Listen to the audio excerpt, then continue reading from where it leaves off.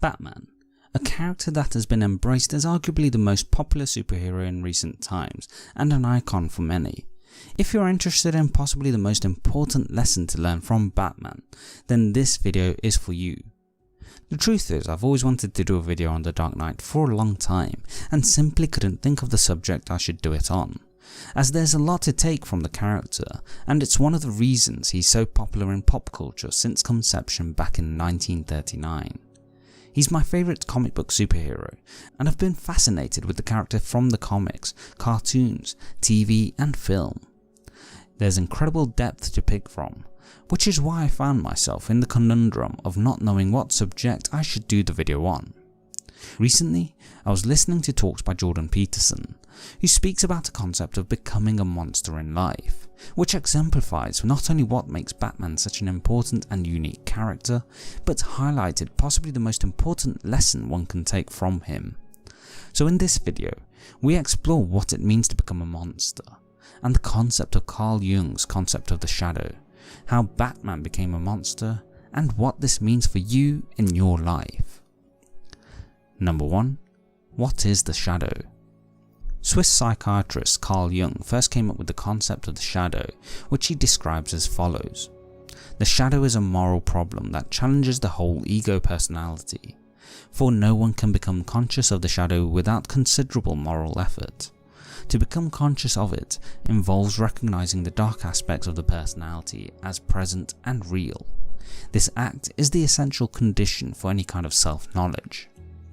In essence, the shadow is an aspect of ourselves that we don't consciously acknowledge, but in order to grow as a mature and responsible individual, we need to acknowledge. Humans have a propensity for great evil. We've seen many examples of it in our histories as a species, and as much as someone might want to deny the same of themselves, the fact is, we're all capable of it. It's through acknowledging, accepting or confronting our shadow that we mature as individuals in life, with a chance of controlling it to be used as a strength, rather than dismissing it that could be projected in other destructive ways. I'm planning another video on delving deeper into the concept, as I barely scratched the surface here, but we see its importance when Jordan Peterson speaks about becoming a monster, and when Batman begins his war on crime. Number 2. How Jordan Peterson explains the monster. So we've discussed this idea of the shadow, but then what is the monster that each of us becomes through the course of our lives? Personally, I see it in a way as taking on the responsibility each of us have as we mature in our individual growth, and as part of that maturity you accept that you can't please everybody or do what you may want to. Think of it being as the one to be able to take the hard decision, even if morally and ethically it calls into question what you want to believe. For most of us, this will often come with decisions we're faced with at work or at home, where many may not like what we choose to do, but we do so because if we don't, then the potential consequences are far worse. Number 3. How Batman becomes the monster. In the case of Batman, this comes in his actions to fight crime, as there is moral ambiguity on his actions as a vigilante, and with it comes a lot of criticisms in various stories in his history. However, regardless of that, he chooses the virtuous path to fight crime and even to beat criminals to a bloody pulp night after night, knowing there are many who oppose him and they aren't just the criminals he fights. But the key in embracing your shadow and becoming a monster is that you learn to control it, and that you now use your shadow for productive means. This is the reason why Batman sets himself rules, such as no killing when embarking on his mission, because if he doesn't hold back, he lacks control and reduces himself to the evils he wants to stop so that innocent victims don't have to face the pain as he did when his parents were murdered. So he accepts becoming a monster, a vigilante violently fighting crime night after night, but with a virtuous purpose, which is to protect innocent people who are vulnerable. Number 4. Why it's important to be a monster. So with everything we've said so far, do we really need to be a monster? Well, the harsh truth is that we're always a monster in life if you reach adulthood.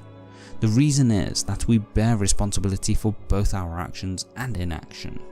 with both being a choice and both having consequences when you're placed in a position of responsibility, which is inevitable when you become an adult.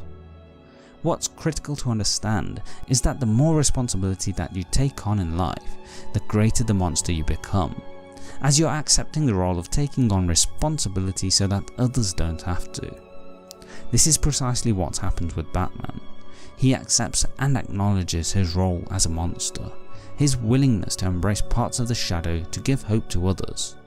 This is prevalent in both The Dark Knight and Batman v Superman: Dawn of Justice, as you can see in the following quotes.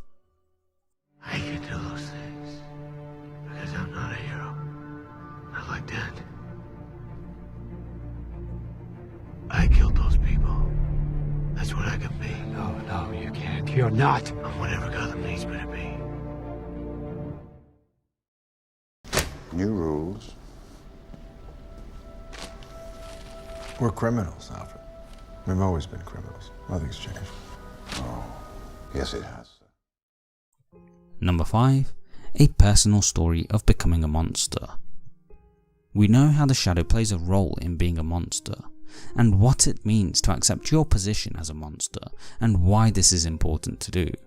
To really give a clear example of this point, let me speak of an experience I faced myself back in 2012.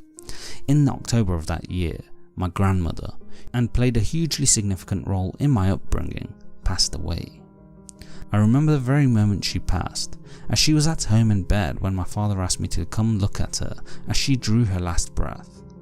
I realised within a couple of moments what had happened as others started to come into the room. It was at that point I had to take the responsibility and acknowledge what others didn't want to, which is she was gone. In that moment, as what I said sunk in for others, I immediately saw the emotional response and outpouring, and I quickly took my niece, less than a year old at the time, into my arms and took her to another room to play with her while others grieved. This was a moment where I took on the role of the monster. I stepped away from mourning to play.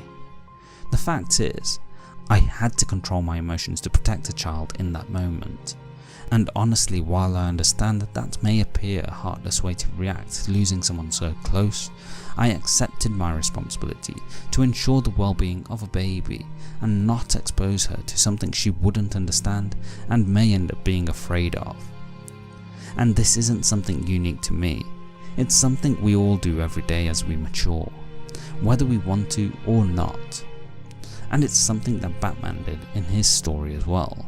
He embraced the monster, so that he could protect the innocent.